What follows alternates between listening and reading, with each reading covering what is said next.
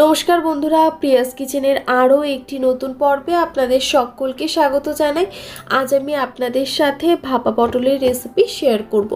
পটলের তরকারি কিংবা দই পটল খেতে খেতে বোর হয়ে গেলে কিন্তু পটলের এই দারুণ স্বাদের রেসিপিটা একবার ট্রাই করে দেখতে পারেন। বানানো খুব সহজ আর খেতেও হয় দারুণ। তাহলে চলুন এবার রান্নাটা শুরু করে দিই।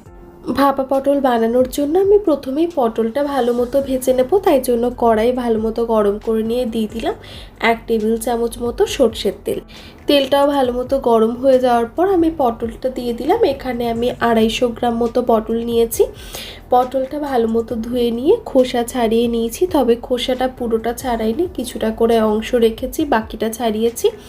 আর এরকমভাবে দুভাগে ভাগ করে কেটে নিয়েছি। এখন পটলগুলো একটু লালচে করে ভেজে নেব।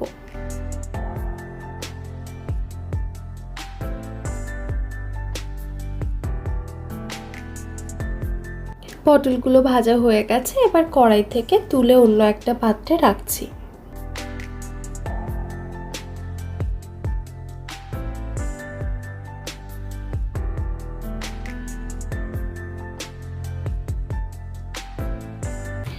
ওই পাত্রে দিয়ে দিচ্ছি কিছুটা পরিমাণে জল, যেটা গরম হওয়ার জন্য আমি বসিয়ে দিলাম। এবার সর্ষে পোস্তর একটা পেস্ট বানিয়ে নেব, যার জন্য নিয়ে নিয়েছি একটা ছোট সাইজের মিক্সার গ্রাইন্ডার। তার মধ্যে প্রথমেই দিয়ে দিলাম হাফ চামচ কালো সর্ষে, 1 চামচ হলুদ সর্ষে আর 3 চামচ মতো পোস্ত। এই তিনটেই প্রথমে একবার শুকনো ঘুরিয়ে নেব। তারপর একটুখানি জল আর একটু টক দই দিয়ে আমি ব্লেন্ড করব। দিয়ে দিচ্ছি 1 চামচ মতো টক দই, সামান্য একটু জলও দিয়ে দিচ্ছি। এরপর একটা মিহি পেস্ট আমি বানিয়ে নেব।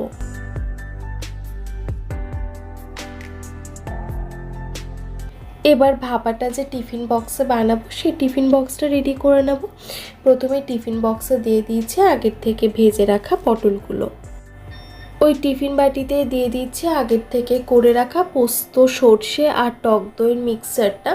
তারপর দিয়ে দিলাম স্বাদ অনুযায়ী লবণ, 1/4 চামচ হলুদ গুঁড়ো আর হাফ চামচ কাশ্মীরি রেড চিলি পাউডার। এবার একটা চামচ দিয়ে সব মশলাগুলো ভালোভাবে মিশিয়ে নেব। তারপর দিয়ে দেব কাঁচা লঙ্কা আর সর্ষের তেল।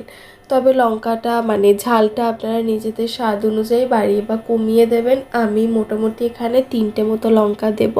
তারপর টিফিন বাটিটা ঢাকা দিয়ে আমি ভাপানোর জন্য বসিয়ে দেব মোটামুটি 25 থেকে 30 মিনিটের জন্য, একদম লো ফ্লেমে।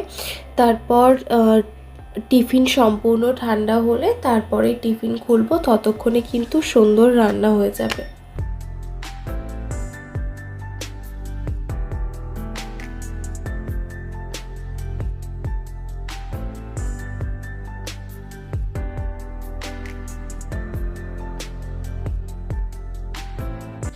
জল তো ফুটে উঠেছে, এবারে এর মধ্যে দিয়ে দিচ্ছি টিফিন বাটিটা। দেখুন টিফিন বাটির ঢাকার অনেকটাই নিচে কিন্তু জলটা আছে, যাতে ঢাকা দিয়ে ভেতরে ঢুকে না যায়। এবার কড়াইয়ের ঢাকাটা দিয়ে আমি এখন সেদ্ধ করে নেব। টিফিন বাটিটা সম্পূর্ণ ঠান্ডা হয়ে গেলে তারপরে টিফিন বাটির ঢাকা খুলে সামান্য একটু গুড়ের পাউডার কিংবা চিনি দিয়ে স্বাদটা ব্যালেন্স করে নিলেই কিন্তু পটল ভাপা সার্ভ করার জন্য একদম রেডি হয়ে যাবে। আপনারাও এভাবে যে কোনো নিরামিষ দিনে বানিয়ে ফেলতে পারেন। দারুণ স্বাদের এই পটল ভাপাটা খেতে কিন্তু অসাধারণ হয়। পটলের তরকারি কিংবা দই পটলের থেকে অনেকটা আলাদা, বেশ ভালো লাগে খেতে। তাহলে চলুন আবার দেখা হবে আরও অন্য একটা ভিডিও নিয়ে। ধন্যবাদ, ভালো থাকবেন।